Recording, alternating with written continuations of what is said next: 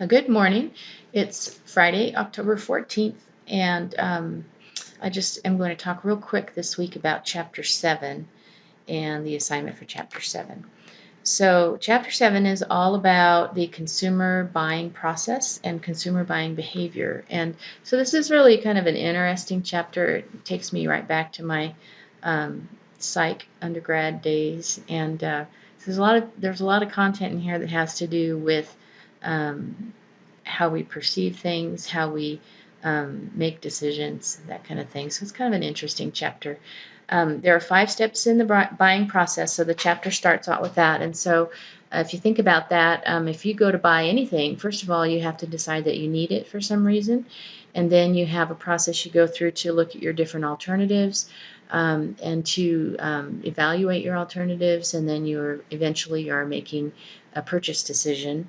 And then after you make your purchase, there actually is a stage there where you decide, did I make a good purchase or am I not happy with my purchase? And so all of that rolls into the buying process. And at every step along the way, your level of involvement in the purchase that you're making will make a difference. And so if you're buying a pack of gum, you're going to be relatively uninvolved or uncaring really about, it's not a very important decision. Versus buying a new house, that's a pretty big decision, and so your level of involvement is much more extensive in that case. And so that's what we're talking about when we talk about level of involvement. The rest of the chapter talks about the different influences that will be acting on you in the decision process when you're shopping. So there are situational influences, psychological influences, and social influences. And so you should know the differences between these and the different aspects of each of these. And so I've kind of got them summarized here for you. When you go to shop, the situation you're in is going to be important. What is the physical surroundings like in the store where you're shopping? Who are you with? A pushy salesperson, for example, can make a big difference on your shopping experience. Why are you shopping? What time of year is it? Those kinds of things. Do you have a headache? All of those things would be considered situational influences. Psychological influences, on the other hand, have more to do with your internal cognitive processes. So how you perceive information is important. We all see the world through our own filter, and so like I said, I'm a psych graduate, so this stuff is close to home to me, and I love thinking about it. Your motive when you go to shop is going to matter, and there's some conversation here about Maslow's hierarchy of needs. And so if you really are concerned in your world about just having enough to eat, you don't care about buying some luxury item that other people might care a lot about because they're not at that phase in their existence. Their motives are different. So that's what that's about. Your personality is going to matter. How you think about yourself matters. Your attitudes toward particular products are going to matter.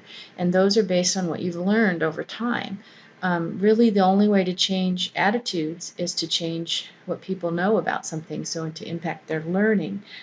So all of that plays heavily into retailing and trying to drive consumer behavior from a marketing perspective.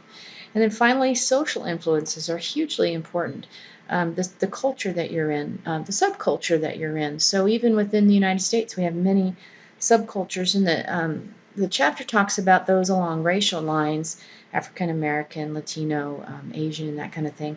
But just think about all the subcultures we have. Even here at WT, we have ag people, horse people,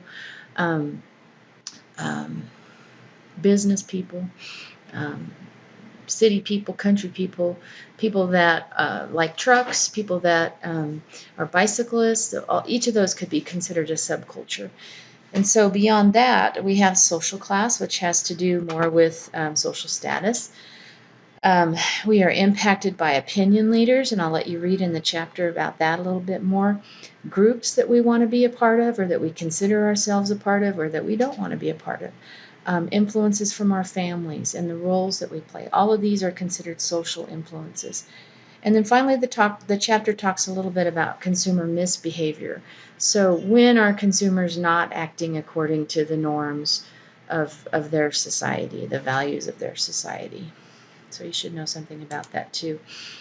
I went into this chapter thinking there were tons and tons of definitions to know, and there are a few, well, a fair number here. But really, it's the concepts more that you should know. So know the difference. This first point here has to do with the level of involvement. So know the difference between a routinized, I guess that's how you'd say that, limited and an extended decision-making situation. Know the difference between perception versus attitudes, personality versus learning and lifestyle. Just kind of know how each of those play in and how they're different from each other. Know the difference between personality and self-concept. Those are different. Know the difference between selective distortion and selective retention. And these are going to have to do with perception, which is one of the psychological influences here. And then we talked a little bit about Maslow's hierarchy of needs. So think about that a little bit with respect to a marketing perspective. Your target market's going to be different depending on the sort of product you have and the section of that pyramid that it would appeal to. So if you're marketing milk, that's different than marketing Rolex watches. And so people that are at a different level in that hierarchy. All right, and then finally, know the difference between reference group and a social class and a subculture.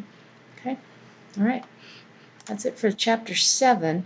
About the assignment, this week we're going to be looking at a Starbucks case, and so I'm just asking you, it's a pretty straightforward assignment, so I'm just asking you to look at some situational influences that are impacting the mobile pay feature that you'll read about in the case.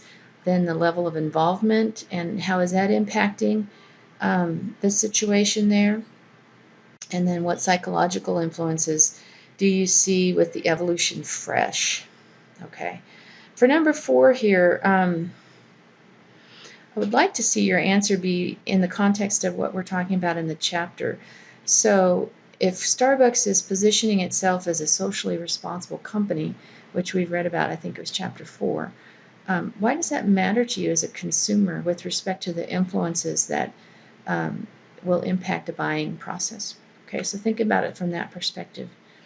And let's talk about MindTap just for a second. I think we finally have these quizzes set up in MindTap to not be changing. And so fingers crossed, we've got it figured out. But it should be set up for you to have 2 attempts, but not to be able to check your work. So you can check your work all you want on the homework, the Chapter 7 homework, but not on the quiz. Okay, so you should have 2 attempts there. Okay, I guess that's it for this week. Let me know if you have any questions, and next week I'll give you an update on how it went with the exam and also kind of a grade check for the term so far. So for the most part, it looks to me like people are doing really great, which is really great. I'm happy about that, but we'll talk more about it next week.